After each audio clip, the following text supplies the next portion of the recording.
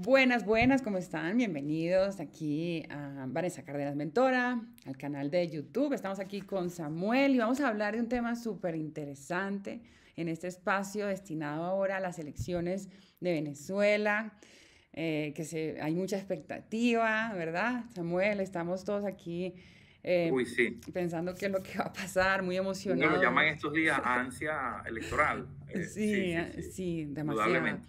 Y bueno, este espacio de la resiliencia y el autoconocimiento para aprovechar lo mejor de nosotros a pesar de todas estas circunstancias que pasamos, ¿no? Entonces, vamos a hacerle una pregunta aquí a Samuel. Él ha escrito un Dígame. libro sobre Venezuela. ¿Cómo es que se llama? El fantasma caraqueño. El síndrome del El fantasma síndrome. caraqueño. Vamos a hablar un poco de ese libro que es espectacular. Lo encuentran en Amazon. Aquí abajo van a tener el enlace. Eh, por distintas razones y en diferentes épocas, Venezuela ha sido ejemplo de resiliencia, ¿no? Sí, ¿A qué crees que se deba eso? wow. Eh, yo creo que el espíritu del venezolano o es algo muy extraño. Tú sabes que en el libro anterior, hoy no lo tengo acá en la mano, bueno, el tercer libro, que es el anterior, habla un poco, porque es un relato breve, de la primera gran oleada de hebreos, de judíos al continente americano, que fue en torno a Venezuela, lo que Muchísimo. hoy son Ujú. Venezuela, Colombia, Puerto Rico, República Dominicana, posteriormente México, Y buena parte del árabes, Caribe. Bueno, mucho árabe también. sí, sí, sí, sí. Pero, pero cuando hablamos de esos decretos terribles de expulsión de los judíos, a pocas horas antes de que haya zarpado Colón y bueno, y toda una cantidad de cositas que narró en ese libro que no le quiero hacer mucho spoiler, que él se llama La luz del eterno comienzo, es mi tercer Ujú. libro. Hablo del espíritu emprendedor Ujú. que fue forjado en cierta, o vamos a decir, enraizado en ciertas partes de Venezuela y de Colombia, que coincidió mucho con el espíritu emprendedor que tenían muchos de nuestros pobladores originarios. Ujú. Recuerda que hay una particularidad de Venezuela y Colombia, ciertas Ujú. áreas de Venezuela y Colombia, una Sí. parte de Colombia y muchas partes de Venezuela y buena parte del Caribe, que estaban lejos del control o del dominio de imperios de la época. Estoy hablando de imperios precolombinos, obviamente. Ojo, con todo el cariño que, que nos ocupan o que nos genera nuestros hermanos mexicanos o peruanos, Ujú.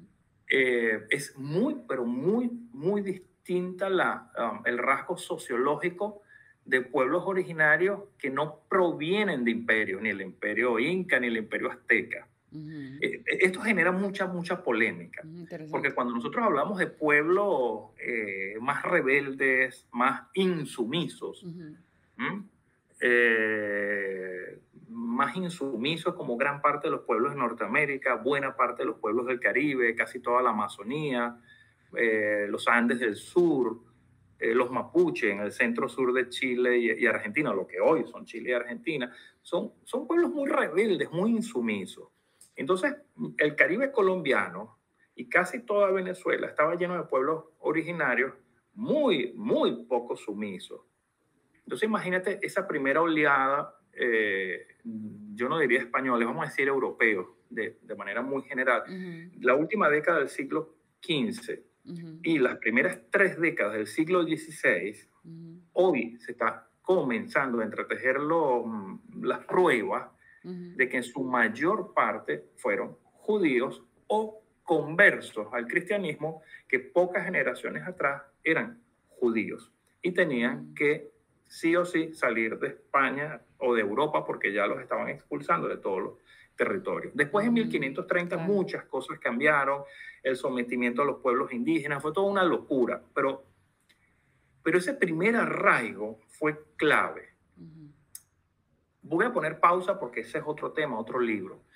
Hay otro arraigo muy extraño, muy loco, que sí se narra en este libro, en mi más Cuéntanos reciente, de mi eso. cuarto libro, el síndrome del fantasma caraqueño, que es que Venezuela es o fue una isla muy extraña en el complejo entramado de los virreinatos y las audiencias adscritas a los virreinatos que controlaban las capitanías.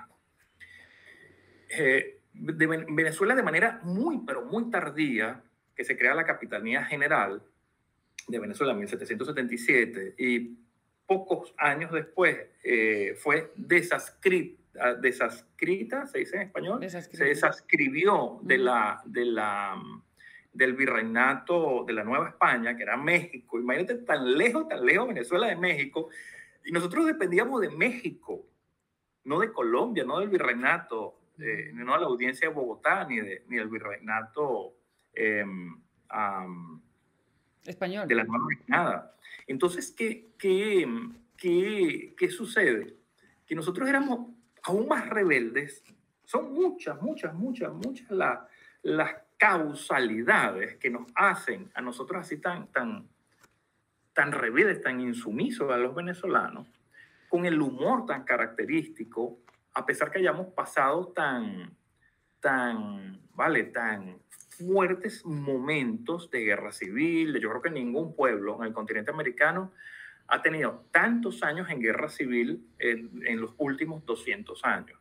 Es algo muy loco lo que ha pasado en la historia de Venezuela. Y que, sin embargo, nos hayamos acostumbrado a levantarnos de todos esos procesos históricos que en el siglo XIX, por lo menos en 7 momentos, tocamos fondo horrible. Luego creímos que el peor momento fue a la salida de Cipriano Castro, a la entrada de Gómez, para ponerle preparo y meter por el aro a todos los caudillos que tenían todos divididos y tú sabes, ¿no? Levantados y alzados a toda Venezuela por todos lados. Y reunifica por primera vez el territorio y aplaca a todos esos caudillos, y se crea un solo caudillo para toda Venezuela, Juan Vicente Gómez, 1908, hasta diciembre del 35 que muere. Creíamos que era el peor momento, y luego así han pasado varios peores momentos en los cuales Venezuela y los venezolanos nos hemos reinventado. Y el que estamos viviendo en la actualidad no es la excepción. Es como el final de un ciclo de, vamos a ponerle 56, 58 años, de gobiernos cada uno más populista que el anterior, de gobiernos cada vez más corrupto que el anterior, cada vez más clientelar que el anterior, y ha sido como la degradación, y llegamos a un punto donde aquí tiene que venir un renacimiento. Eso. Y eso tiene que ver con la situación que estamos viviendo ahorita en la década del siglo XXI, ¿no? Estamos pasando como de ese trampolín, ¿no? Estamos pasando de un lado a otro, pero drásticamente. O sea, por eso es que yo le tengo demasiada confianza a que Venezuela sí va a dar ese paso hacia adelante.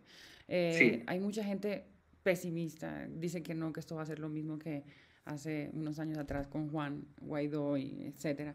Pero ahorita yo siento que la revolución yo lo veo firme, por está firme. Los emprendimientos. Yo lo veo por la cantidad de emprendimientos. El país en el continente, proporcionalmente, ojo, con la mayor cantidad de emprendimientos. Me dirán, no, pero es que muchos no cuajan y luego esas empresas quiebran. Mira, inventos, emprendimientos. Es verdad. Restaurantes, o sea... Todo. Mira, se acabó el pan de piquito. No sé si los que nos están viendo, nos escuchan, conocen, recuerdan esa frase. Se acabó el pan de piquito, se acabó la tetica, se acabó de lo que daban gratis. Ya nos estamos acostumbrando a valernos por nuestros propios medios. Y eso me encanta, porque nos está alejando de la dádiva, de los subsidios, algo muy loco dentro de este desastre, con énfasis los últimos 10 años, es que por primera vez en medio siglo se eliminaron controles de precios al combustible, a muchos productos, a la divisa extranjera, al dólar. Por primera vez, esto hay que verlo en contexto, porque nosotros crecimos en década de los 70 con, yo creo que el máximo derroche, que terrible. Luego la década de los 80, cuando empezaron los controles muy férreos, y control junto con derroche disparó inflación, pero de manera brutal, que lo digo como un indicador que me da tristeza. Yo estoy en Italia y siempre estoy en contacto con comunidades italo-venezolanas, porque obviamente yo me crié entre italo-venezolanos. Y, y aquí me ha tocado dar charlas y conferencias. Y decía que salieron huyendo todos los italianos de Venezuela en los últimos años. No, el momento cuando salieron huyendo fue en 1982. En 1982, poco antes del Viernes Negro, una de las mayores, para la época, claro, depreciaciones de la moneda, la hizo Luis Herrera prácticamente terminando su gobierno, el doctor Luis Herrera Campins. Tenía que hacerlo, no podía hacer otra cosa. Entonces, cuando vemos las estadísticas de cuál fue el pico de abundancia, no, la palabra no sería abundancia, Riqueza, el volumen riqueza. de italianos, De italianos. europeos de primera generación en Venezuela, Ajá. 1982. Ya. Desde 1983 empezaron a escapar, a irse, más lento, luego más rápido, luego más rápido, más rápido, más rápido, más rápido. O sea, ojo, como tú utilizaste la palabra tobogán, y en estadística vemos, a trampolín, perdón, en estadística vemos lo que son las mesetas, que es cuando la tendencia ni sube ni baja, sino que se mantiene. Sí. Y luego empezó a caer la población italiana de primera generación, me refiero a los nacidos en Italia. Entonces llevan 40 años, 40 años son, sí, 40 años al 84, serían 40 años, 42 años, huyendo de Venezuela. En el sentido de que algunos dirán, mi padre, por ejemplo, italiano, 100%, nació y criado en Italia, de padre y madre italiano, él se quedó en Venezuela y no quiere regresarse. Él dice, yo no regreso a Italia, a ningún país como Venezuela. Casos como él habrá muchísimos, pero no son la mayoría.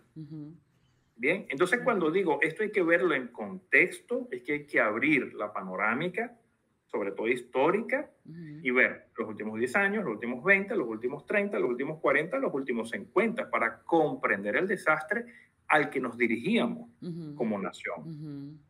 Y entonces, ahora que estamos hablando de ese despertar, precisamente es ese cambio total hacia la transformación definitiva del venezolano, ¿sí? Porque sí. Yo me acuerdo, yo nací en el año 81, imagínate, y yo me crié allá y la bonanza en esa época, cuando tenía 14, 10, 14, 15, 16, 17, 18 años, era impresionante. O sea, el venezolano se acostumbró a recibir las cosas fácilmente. O sea, no digo fácil porque tocaba echarle bola, ¿no? O sea, pero había mucho para todo el mundo. Y tú no veías gente sin plata. Imagínate pobres, la bonanza con la que yo crecí. Llegaban allá las personas. Sí, sí. Colombianos, extranjeros, sí. llegaban a producir, ¿sí? Claro. Que fue el caso de mi padre. Mi padre viaja desde acá para allá precisamente a montar empresa. Y montó una empresota, ¿sí? Y le fue súper bien. Y pues sí, era top, de los top, ¿no?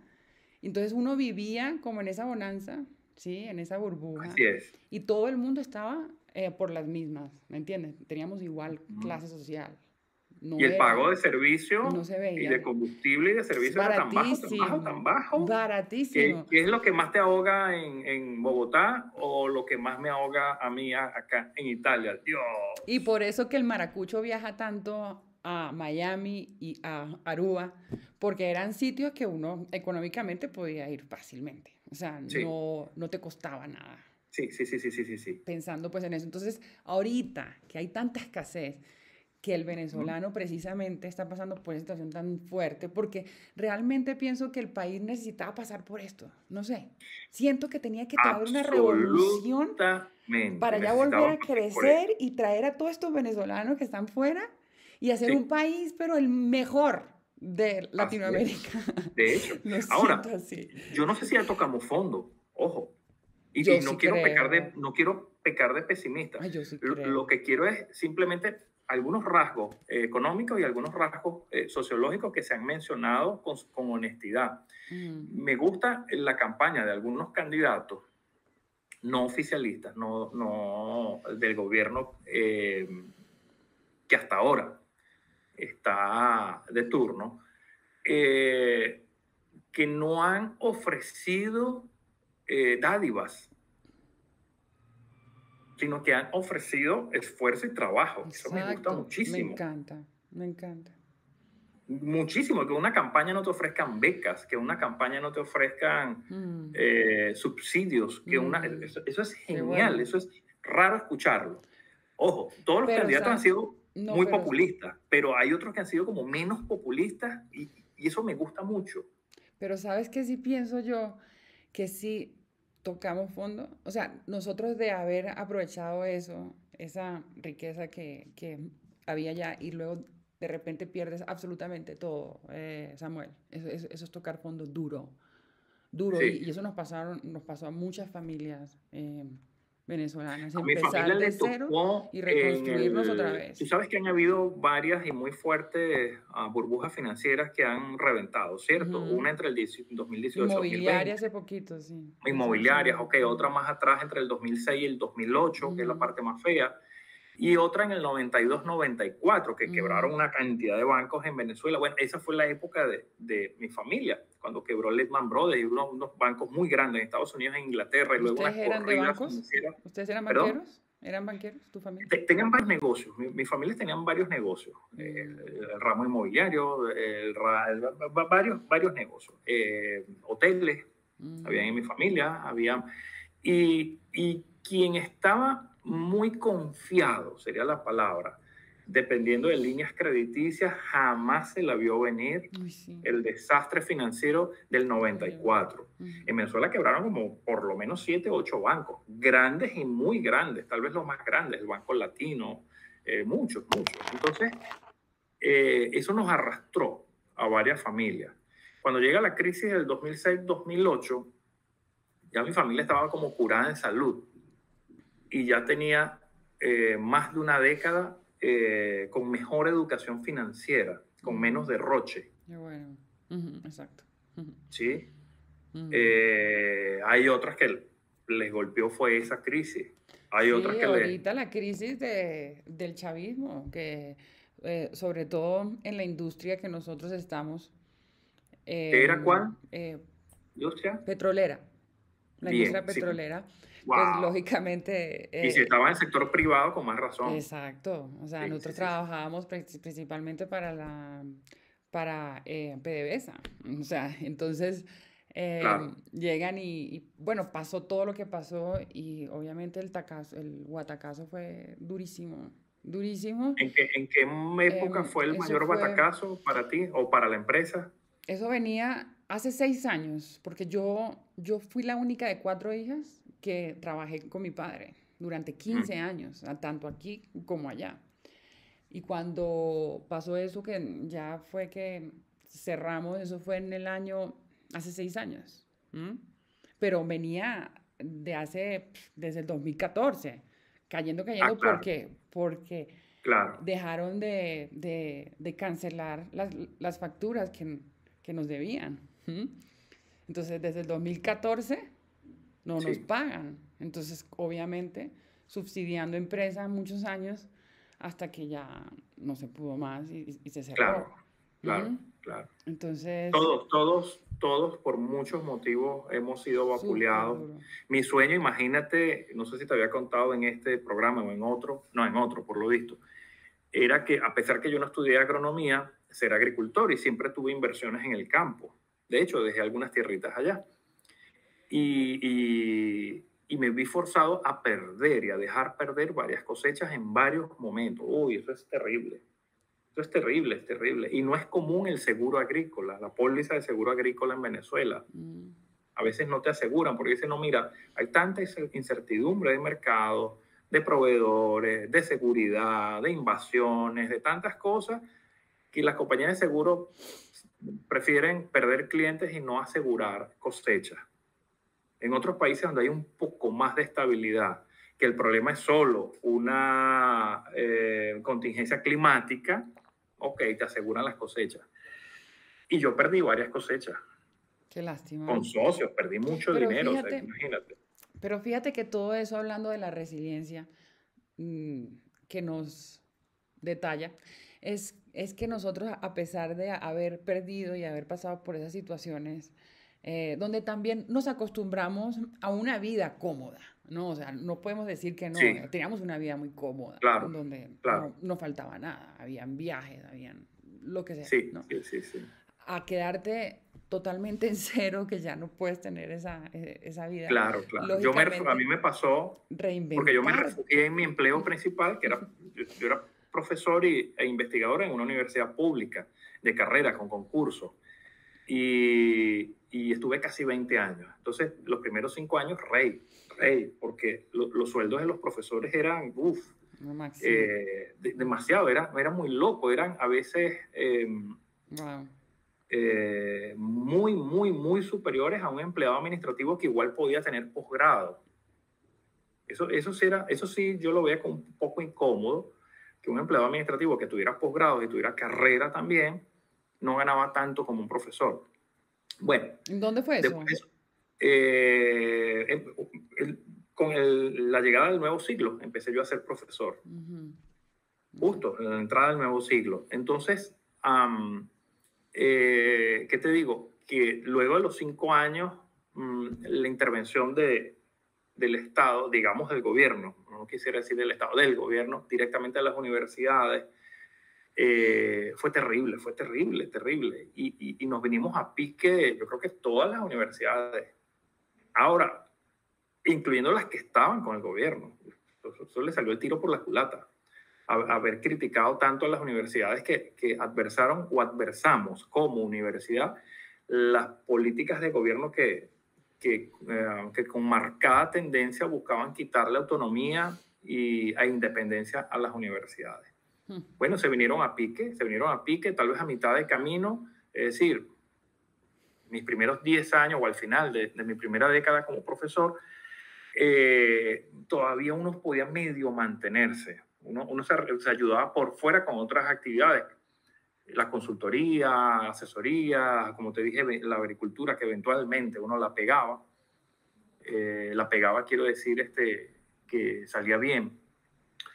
Pero después de los 10 años de docencia, ya el derrumbe fue terrible. No había profesor, así tuviera muchos posgrados y mucha antigüedad, no había profesor que pudiera mantenerse con el sueldo universitario. Wow. Y peor todavía, cuando pasaron 15 años, 18 años, ya yo terminando esa etapa que... ¿Sabes cuánto está ganando un profesor allá ahorita? Parece que Eh, $15 semanales. sí, sí, nada, una tontería, una tontería. Wow. Y eso podía estar, mira, en Qué el tristeza tan grande. triple o cuádruple del sueldo promedio, el buen sueldo promedio de América Latina hace muchos años. Podía ganar $2,000, $3,000 Buenísimo. y con algunas primas Súper bueno. y bonos, ayudas, la caja de ahorro. A mí la caja de ahorro, yo llegué a la raya, en la rayita, porque a mí la caja de ahorro me prestó para la inicial de mi apartamento. Qué bueno.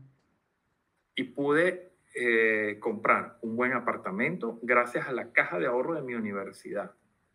Y a partir de allí lo pagué con la histórica política habitacional. Buenísimo. Mira, démosle a las Dime. personas un tip cada uno de cómo nosotros hemos sido resilientes con lo que nos ha sucedido. Un tip, ¿qué hemos hecho? Tú empieza.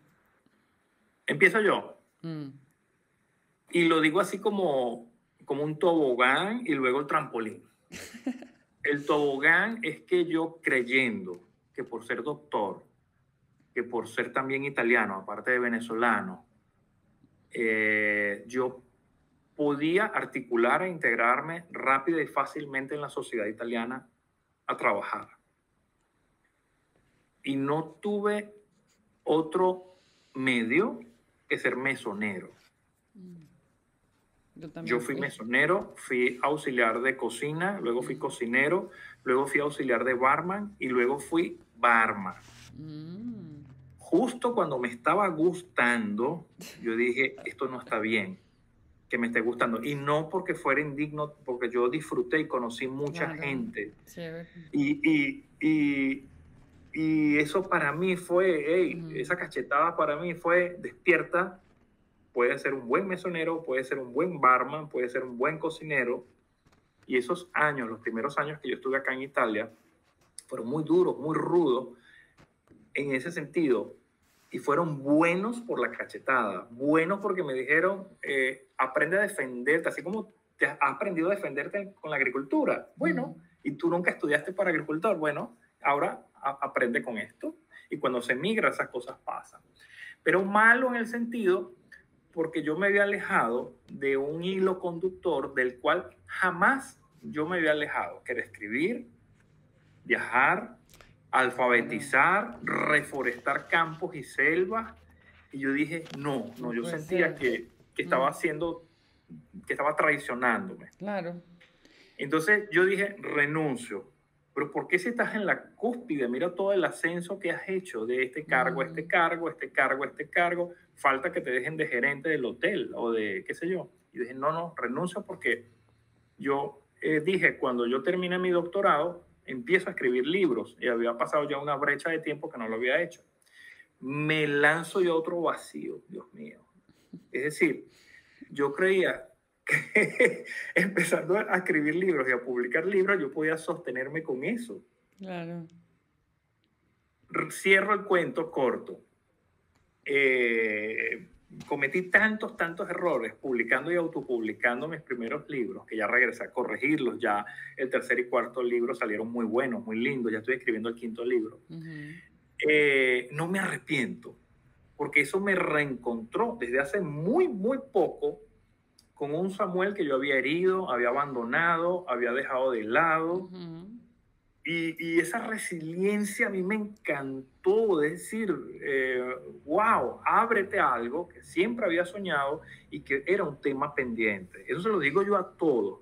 Ustedes tienen temas pendientes, sea con un instrumento musical, sea con un instrumento musical, sea con escribir, sea con viajar, sea con conocer a alguien, sea con enamorarse. Siempre tienen temas pendientes. Entonces yo hice una lista de mis temas pendientes y Buenísimo. adivinen qué, los he venido persiguiendo de manera más Gradual. sistemática desde hace pocos años. Ay, qué bueno. Bueno, yo tengo una experiencia así también, porque yo también me tuve que reinventar. Yo me había abandonado, precisamente porque no sé si me había abandonado, sino que nunca me había conectado conmigo misma, más bien, hace 6 años, antes de 6 años.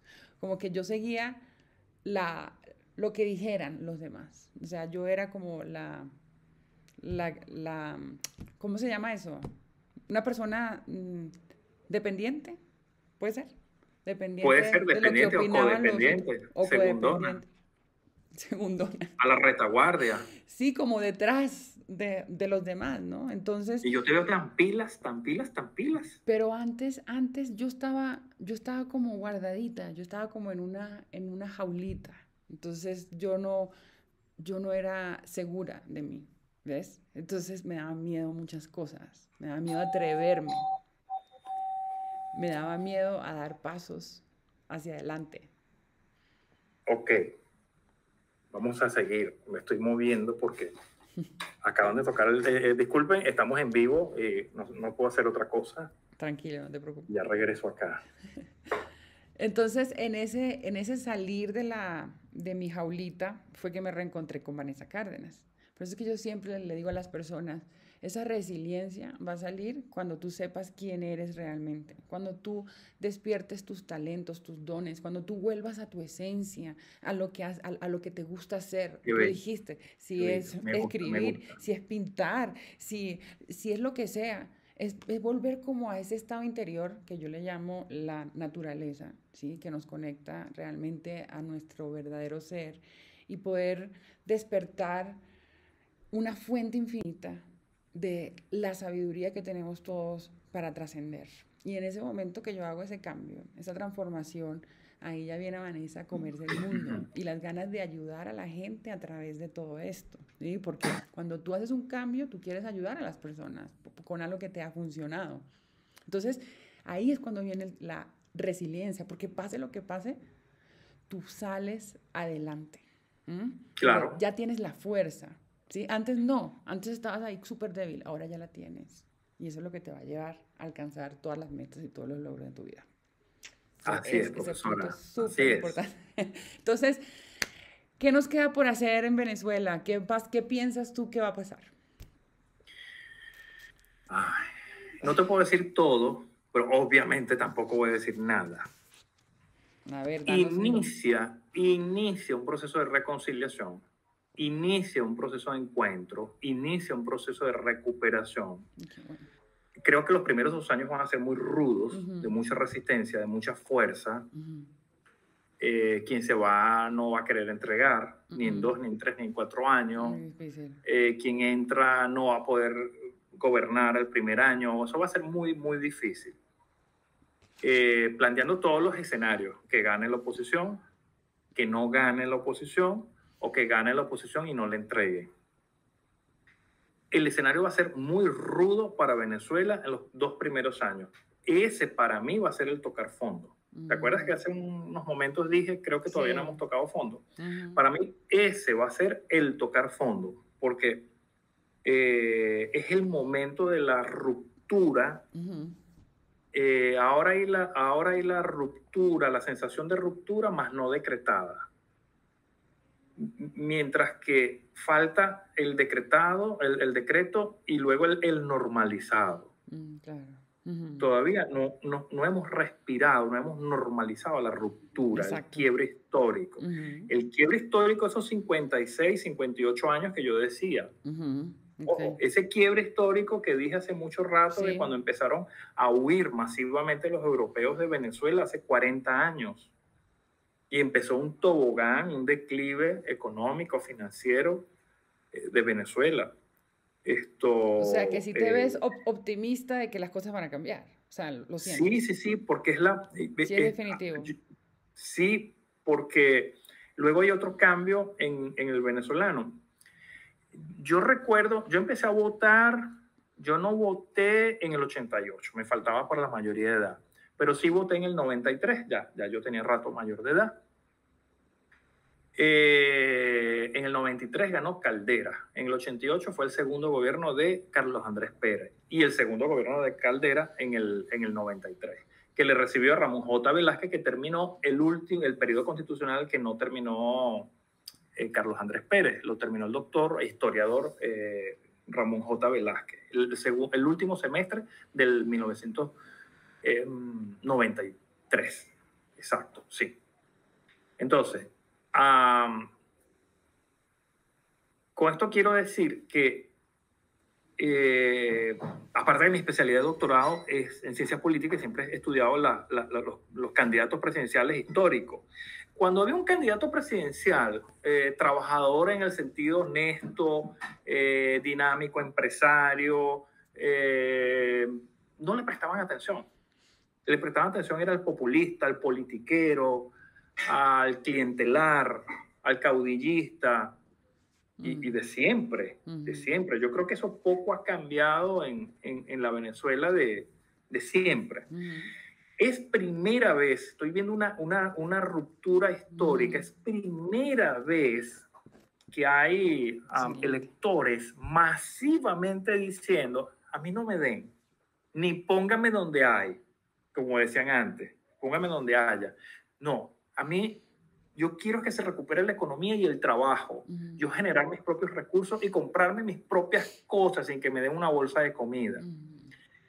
Eso a mí no solo me entusiasma, me conmociona, dicen aquí en italiano, me conmueve, me estimula creer que estamos cambiando como sociedad. Ojo con lo que estoy diciendo, porque esto conciencia del venezolano, polémico, entonces. muy, muy polémico, decir que no teníamos madurez política en periodos anteriores, ni 5, ni 8, ni 10, ni 20, ni 40, ni 50 años atrás. No teníamos la madurez política para escoger los mejores candidatos, sino el que me llegara más al corazón, o el que me ofreciera más cosas, o el que me gustara más.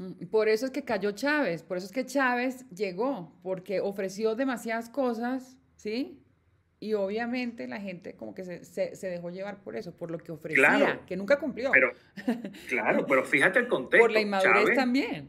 Chávez aparece, irrumpe en el Ajá, momento cuando había un claro. 82,3% de rechazo a los partidos políticos. Imagínate. Es que la hizo Entonces, buenísimo en ese entonces momento. sí o sí iba Súper a ganar Chávez, estrategia. porque todos los canales de televisión prácticamente, tú no podías ver un Radio Rochela que eran los lunes a las 8 de la Ay, noche. Tú no sí, me podías ver Radio encantaba. Rochela y la mayoría de los sketches de Radio Rochela te invitaban a no votar por un politiquero, sino por un antipartido. Y el único antipartido Era él. era Chávez. Por eso es que yo dije, llegó, o sea, él la hizo buenísimo en su estrategia, que no, Ojo lo que estoy diciendo. obviamente que no la Claro, o sea, aporto, o sea, no la ojo apoyo. lo que estoy diciendo. Me ¿Ustedes parece recuerdan el Miss terrible, pero Chocosuela? fue muy estratégico.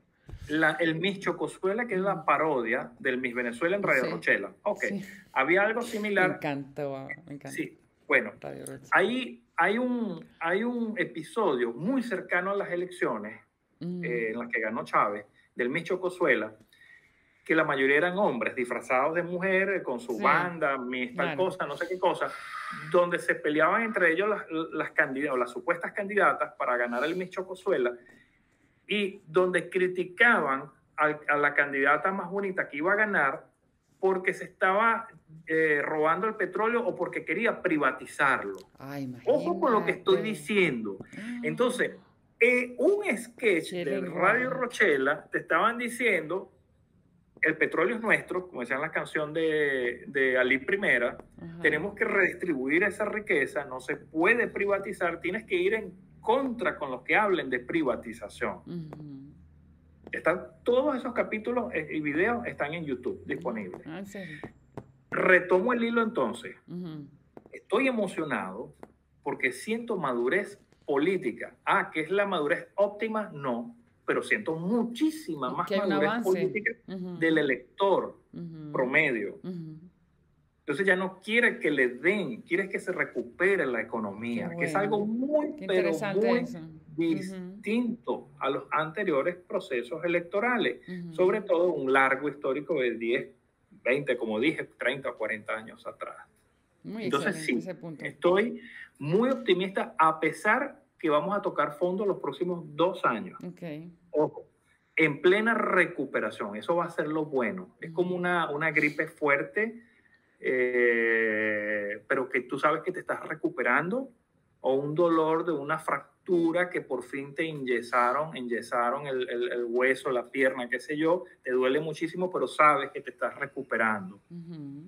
Sí, van a ser muy complicados los próximos 2 años, sobre todo porque si al de ganar la oposición, que es la tendencia general, no tiene a su favor el resto de los poderes públicos, ni el poder electoral, ni el poder, ¿cómo se llama? El ciudadano, el moral, el legislativo, ni las Fuerzas Armadas. O sea, imagínate tú, va a tener en inicio un pedacito del poder ejecutivo que está minado. Si no cambia el poder legislativo, que o llama a elecciones a través de un referéndum, o disuelve el Parlamento, que es muy complicado con la actual Constitución hacerlo, o espera que se venza la fecha del actual Parlamento, que le falta todavía por lo menos un año, entonces quiere decir que vamos a tener mínimo año, año y medio de mucha confrontación institucional directa en Venezuela. Entonces hay que armarse de valor, de calma, y de mucho activismo en función del crecimiento, en función de la participación para el crecimiento económico, seguir como vamos. O sea, yo creo que Venezuela se está recuperando mucho. La gente dejó de creer en los políticos. Eso me gusta, me encanta. Qué bueno, qué interesante esa visión. Bueno, me parece muy, muy interesante lo que hemos hablado hoy, ¿verdad? Fluyó. Sí. Sí, me encanta. Y estoy con una ansia electoral, estoy así un poco paralizado. Sí. Quiero que llegue el domingo, quiero que llegue el lunes, pero a su vez quiero que vivamos el proceso con mucha conciencia, con mindfulness, conciencia, pero no la conciencia conciencia con S, conciencia de saber, estar pendiente a nuestros impactos, estar pendiente, ser consciente de todo lo que hacemos y dejamos de hacer. El mindfulness, eso. Mindfulness. Que tú hablas en otros videos. Sí, Eso, exacto. Y algo muy importante, queremos cerrar esto, es con una teoría que se llama la teoría de los 6 sombreros, que me parece muy interesante, de Edward Bono, para abordar Muy problemas y soluciones. Entonces, cuando tú te sientas que estás en un problema con tu empresa, con una relación, con un emprendimiento, sí, puedes aplicar estos 6 sombreros que te van a ayudar a buscar una solución. ¿Sí? El sombrero blanco es analizar los hechos y datos. Sí. ¿Por qué es importante, así rapidito, analizar los hechos y datos? Y es el primero. Bueno, yo cambiando un poco los colores a los 6 sombreros para empezar, y luego un séptimo que salió del doctor Edward de Bono, que ya tiene, imagínate tú, 56 años, esa teoría. ¿Por qué es importante analizar hechos y datos para dar el primer paso? Por ejemplo, rápido, práctico, no personalizar las cosas, no engancharse a discusiones innecesarias, o no irse de bruces, de buenas a primeras. Entonces, tú tienes que cambiar de sombrero, cambiar de gorra para nosotros interpretar la multiplicidad de roles y sobre todo de perspectivas que deben existir o podemos inclusive asumir ante un mismo problema. Claro, porque la linealidad nos puede ahogar. Exacto. Y por ejemplo, el rojo va hacia el tema de la emoción, de la intuición. Sí. Entonces ahí tienes una perspectiva más interior. O sea, ¿qué pasaría si me sucede esto? ¿No? ¿Cuál es el sentimiento que voy a generar? Claro. El otro viene el negro. ¿Cuáles son esos riesgos a que me voy a ver puesto? Que es la problemática positiva que decía Edward de Bono. Es decir, verle lo bueno a los problemas en el sentido de que no es malo planificar sobre la adversidad. No te sientas pesimista, sino que como el papel todo lo aguanta, tienes que descubrir todas las posibles aristas problemáticas de la situación. Ese sería el sombrero negro. El verde no me acuerdo si era la creatividad. Y el amarillo sigue, que es el beneficios y oportunidades. ¿Cuáles son los beneficios y oportunidades que me va a dar eso a mí y al otro? Porque siempre estamos hablando en comunidad, ¿no? Y el verde sí es la creatividad. Es el de creatividad, el verde. Sí, y las nuevas ideas. No leo. Okay. Que es súper chévere ese color verde, me encanta para ese color. Me encanta que así como el cerebro nos puede ayudar a analizar los distintos roles y nosotros asumir distintos papeles, porque a veces tú eres emprendedora, pero a veces eres el cliente, tienes que ponerte en el papel de él, pero a veces eres el proveedor, a veces eres el Estado, el gobierno, a veces eres la ley, pero a veces eres la oportunidad, a veces eres la emoción.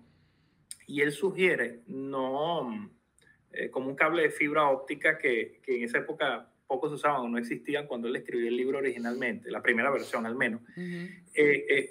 Utilizamos los coaxiales donde viajaba toda la data y toda la información, el audio y video junticos y a veces distorsionaba. Entonces puede distorsionar cuando tú mezclas todo eso sin encontrar los diversos ángulos o perspectivas y salirte por un momento, así no te guste algo, pero afrontarlo y abordarlo. ¿Okay? Y esto ha resultado hasta para resolver problemas internacionales. Claro. La teoría de Edward de Bono. Claro, porque el último también, que es el azul, es precisamente el que te va a dar la medición. Tienes las metas, los objetivos y mides. Porque lo que no mides no se administra y no avanza. Y no recuerdo si es que el azul, no recuerdo, corrígeme. El azul es ese. Tareas. El que coordina. No recuerdo si era el que coordina. ¿O es el blanco, el azul? No recuerdo. No, el que blanco coordina. Es de los hechos. Tiene que haber un sombrero integrador. Es el azul. Claro. Bravo, eso. Entonces sí era. No recordé mal. Un sombrero integrador que sin embargo no sobreponga y no haga que se tropiecen unos con otros. Exacto. Las perspectivas, los ángulos, los puntos de vista y qué sé yo. Pero sí es muy, muy importante separarlo. Esto me recuerda muchísimo, por cierto, que ojalá podamos hablar a futuro. Un gran amigo de Edward de Bono era el doctor Luis Alberto Machado. Ujú. Y el doctor Luis Alberto Machado es el que le propone parte de esta metodología, nada más y nada menos que al maestro José Antonio Abreu, el fundador del sistema de orquestas juveniles e infantiles de Venezuela. Wow. Cuando el Interesante. maestro Abreu le propone a Machado, al doctor Machado, Ujú. el proyecto, y más o menos entre el año 74 al año 76, que ya había cuajado, ya se había fundado, decretado todo, eh, el doctor Machado le propuso al maestro Abreu trabajar la creatividad de esta manera. Ujú. Y toma el maestro Abreu del doctor Machado la metodología de separar en el niño sus problemas de la casa, de la creatividad musical, de tal cosa, de tal otra, y esto muy poco se habla del sistema, de que esos conocimientos que de las investigaciones del doctor Eduardo de Bono, repito, muy amigo del doctor Luis Alberto Ujú. Machado, él luego se la traspasa al maestro José Antonio Abreu, y el maestro José Antonio Abreu es, ¡boom!, explotó algo que revolucionó Ujú. el mundo de la música. Ujú. Eh, Y eh, eh, con esa es base, fenómeno. y Aquí con en es, Austria lo están estudiando, o sea, ¿cómo? ¿Cómo wow. lo logró? Mm. Entonces, no han llegado allí, tienen que hablar con Vanessa Cárdenas. Hablando con Vanessa Cárdenas, les puede explicar, ese que es uno de tantos libros de Edward de Bono, cómo eso dinamizó la experiencia del sistema hace 45 años atrás, que fue que hizo el cambio el maestro Abreu. Yo creo que tienen que hablar contigo sobre eso. Bueno, muchísimas gracias. Bueno, Cerramos ahora. listo. Muy interesante la charla. Seguimos muy pronto. Síguenos por aquí. Abajo vas a conseguir los datos nuestros, nuestros programas, nuestros proyectos, y cómo entregamos ese granito de arena al mundo para ustedes. Bueno, Así es. un abrazo, muchísimas Vale, gracias. gracias. Dale like, comparte y Gracias. síguenos para más. Bye bye. Gracias. Chao, chao. Chao, chao.